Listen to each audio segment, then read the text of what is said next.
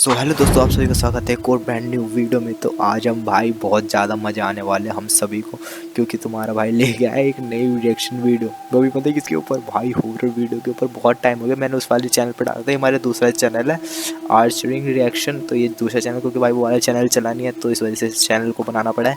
तो इस पर फुल सपोर्ट दिखाना।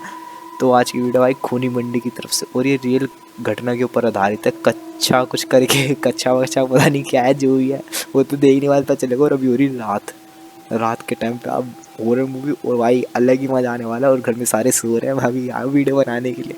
तो चलो देखते हैं। थोड़ी धीरे बातें बोला पड़ेगा क्योंकि अगर जाग गए तो उड़ा देंगे। तो चलो देखते हैं। एंट्री खूनी मंडे, मजा आने वाला है यार। खूनी मंडे एंट्री खतरनाक। राजस्थान के अपने छोटे से शहर से एक नई जॉब के सिलसिले में जयपुर शिफ्ट हुई थी, और उसे नहीं पता था कि ये उसकी जिंदगी का सबसे डरावना चैप्टर होगा। ऑफिस के पास ही एक छोटी सी सोसाइटी में उसे एक फ्लैट बड़े सस्ते रेंट पर मिल गया था।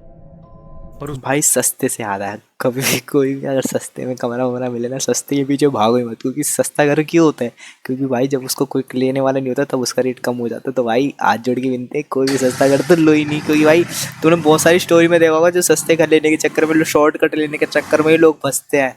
तो भाई इससे तो सावधानी रहना चाहिए। मैं तो इन सब चीज़ों पे यकीन नहीं करता। सोसाइटी के भूतों पे तो करता हूँ। बेहद अजीब थे। जब भी अनन्या कहीं भी जाती, वो लोग उसे ऊपर से नीचे तक घूरते रहते। और तो और उस सोसाइटी की कोई मेड भी अनन्या के घर काम नहीं करना। एक बात ये पता नहीं चल रहा मेरे अंदर से खुशी क्यों मिल रही है, पता नहीं यार। वीडियो बनाते समय अजीब सी खुशी आ रही है, मेरे को हंसी आ रही है यार। मेरे को इस पे सीरियस रहना है यार। Serious serious be serious. देखो भाई सीरियस तरीके से, हंसी मजाक नहीं करना आज की वीडियो में, क्योंकि भाई मैं हंसी मजाक बहुत ज़्यादा करता हूँ। आज की वीडियो भाई सीरियस तरीके से बात करेंगे पूरी। चाहती थी। अनन्या वहां के लोगों से सॉरी। थोड़ी परेशान थी, पर क्योंकि वो फ्लैट सस्ता था और ऑफिस के पास था, जुकाम हो रखा तो है। उसने इन सब बातों पर ज्यादा ध्यान नहीं दिया। एक रात वो अपनी दोस्त मीरा से फोन पर बात कर रही थी। अचानक मीरा ने पूछा, अनु ये बच्चे के रोने की आवाज कहां से आ रही है? अनन्या कुछ पलों के लिए चुप होकर आवाज सुनने की कोशिश करने लगी, लेकिन उसे कोई आवाज नहीं आ रही थी।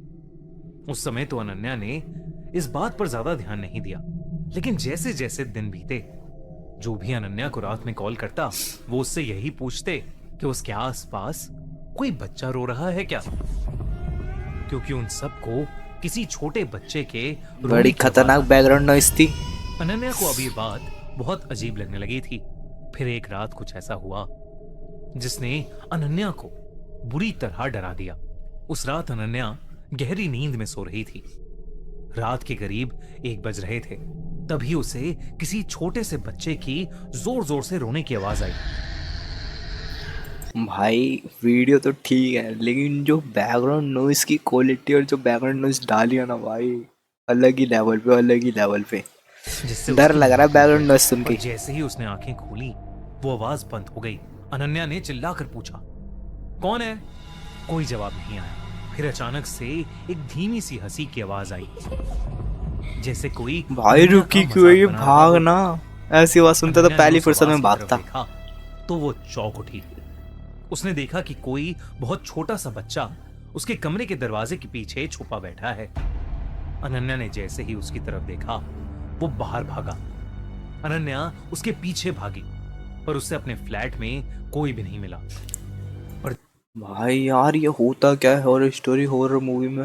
भाई मेरे को अगर ऐसी आवाजें भी सुनाई देती ना, मैं चद्दर मुंह पे डाल के सो जाता हूँ। ज़्यादातर लोगों को भाई यही मानना है कि ना जब ये सब आए तो चद्दर तान के सो जाओ, लेकिन ये लोगों में क्या चुल मची रहती है। भूत देख लो, बच्चा देख लो, भाई इतनी रात में बच्चा किसको दिखेगा अपने घर में? चुपचाप चद्दर तान और सो जा। सोने की कोशिश कर, हनुमान चालीसा लगा, कुछ लगा, लेकिन सुन। ऐसे भाई भूतों के पीछे जाते ना वही लोग फंसते ज़्यादातर। जब वो अपने कमरे में आई तो उसके कमरे के शीशे पर किसी छोटे से बच्चे के हाथों के लाल निशान थे। और जब उसने ध्यान से देखा तो वो लाल रंग खून का था।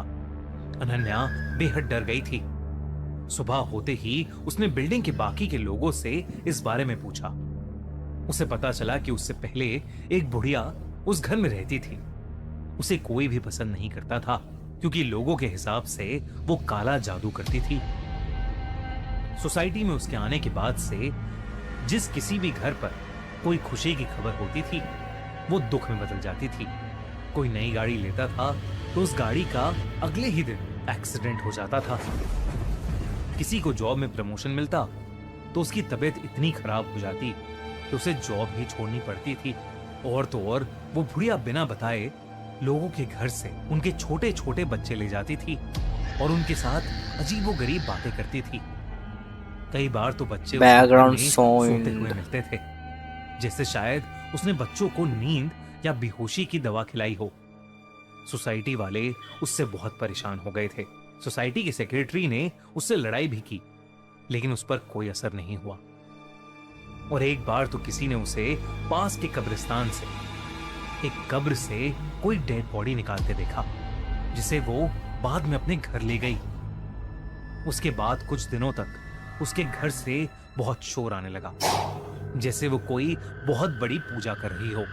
और फिर एक सुबह उनकी सोसाइटी के सेक्रेटरी का सर काटकर मर्डर कर दिया था। उसकी पूरी बॉडी पर किसी छोटे बच्चे के नोचने के निशान थे। उस दिन सोसाइटी वालों ने उस बुढ़िया को जोर जबरदस्ती से उसके घर से बाहर निकाल दिया, लेकिन वो उन सबको देखते हुए बस हंसती रही। बहुत हंगामा हुआ था उस दिन।